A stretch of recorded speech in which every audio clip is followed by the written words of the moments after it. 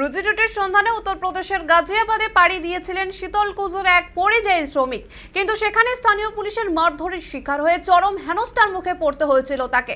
বর্তমানে গুরুতর আহত অবস্থায় তিনি কোচবিহার মেডিকেল কলেজ ও হাসপাতালে ভর্তি রয়েছেন। খবর পেয়ে বৃহস্পতিবার হাসপাতালে পৌঁছন জেলা সভাপতি অভিজিৎ দে ভৌমিক এবং আহত শ্রমিকের পাশে দাঁড়ান। তার পরিবারের সাথে কথা বলে সমস্ত রকম সাহায্যেরও আশ্বাস দেন তিনি। এই ঘটনাটি জানাজানি হতেই ক্ষোভে ফেটে পড়েছেন স্থানীয় মানুষজন। পরিযায়ী শ্রমিকদের নিরাপত্তা নিয়ে ফের তুঙ্গে রাজনৈতিক তরজা।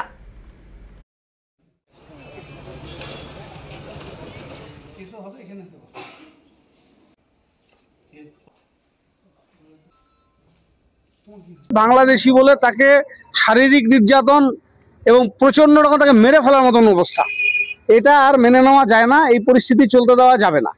আগামীকাল আমরা শীতলকুচি থানাতে এর উপরে আমরা একটা এফআইআর করব। দিল্লি পুলিশের যারা যে সমস্ত অফিসাররা ওখানে এই ঘটনাটার মধ্যে যুক্ত আছে তাদের আমরা খোঁজ খবর কিছুটা নেওয়ার চেষ্টা করছি।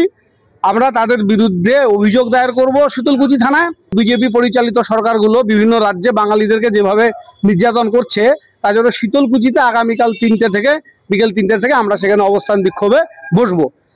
এই পরিস্থিতি ভয়ঙ্কর পরিস্থিতি তৈরি করেছে আমাদের বাংলার জননেত্রী মমতা বন্দ্যোপাধ্যায়। ইতিমধ্যেই একটা আন্দোলন উনি যেমন বাংলায় ঘোষণা করেছেন, আমরা সেই রাস্তাতে চলছি। আমাদের পাশের রাজ্য আসাম আমাদের এখানে এনআরসির নিয়ে নোটিশ পাঠাচ্ছে, আতঙ্কিত করছে, বাইরে পরিযায়ী শ্রমিকদের মারধর করছে।